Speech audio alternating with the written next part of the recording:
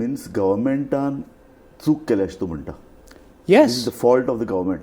I believe that the reason I have been saying it from day one, Yes. it is not an accident, it is a murder at two levels. The first level is the criminality of the act that happened inside. Yes. The second is the criminality of the act that happened before the fire incident So inside. no permissions, all the institutions failed.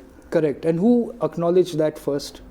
Yes. The first person to acknowledge that the fire caught was because they never had any fire permissions, they never had any license, was the Chief Minister himself, no?